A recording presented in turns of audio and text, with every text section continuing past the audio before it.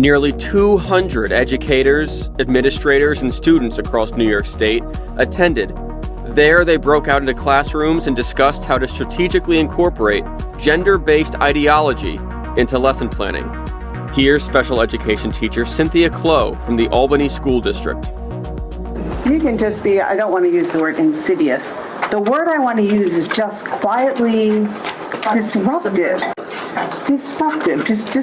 You know, as a classroom teacher in your buildings, you put your little rainbow sticker up. I'm not saying everybody come out and be like, ooh, guess what? You don't have to do all that. You can just do it on a quiet a book you read, the language you use in your classroom, the opening of your kids' minds to other opportunities, to other pathways, to just letting your kids know that your classroom is a safe space. Even those things, I mean, you could read, Johnny Has Two Mommies if you want to. You could read on the book reading day, it's like February 2nd, you could read the jazz story. Or have, your drag queens come in and read the jazz story if you want to.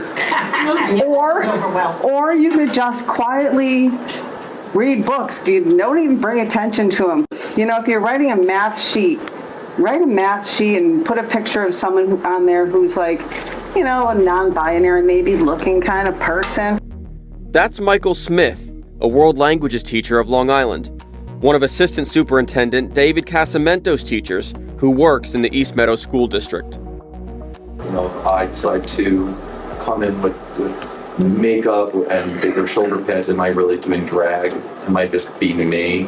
Where does the line fall? So I think that introduction of it really can be as simple as saying, hey, we're going to read a book from Dr. Seuss, and here's a quote from Martin Luther King, and here's a quote from RuPaul, and just having like little kind of drops of exposure about somebody's upbringing. I mean, that's what settles into our psyche as what normalcy is, right?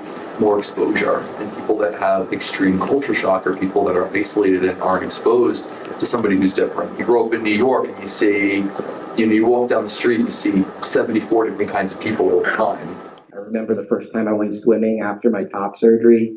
It was awesome. And I never swam before that. I never went to the beach. So there's things I would choose to not do in navigating my situation so that it felt most comfortable to me.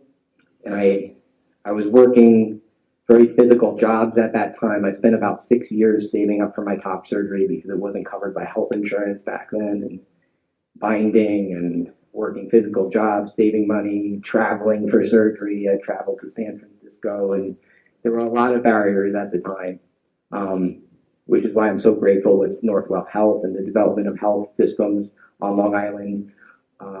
It's so encouraging to see the change that we're kind of in the middle of that change. We're in that period of history where things are progressing. And so one of the courses that I was teaching was reaching out to our gay and transgender students. And these kids just coming up to me, like, I just want to share with you that I identify as trans, and I really prefer this, but please don't tell home.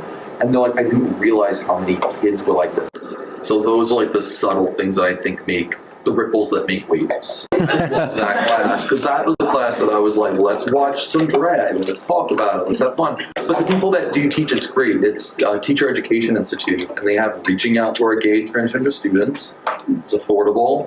We're doing normal hormone blockers as well.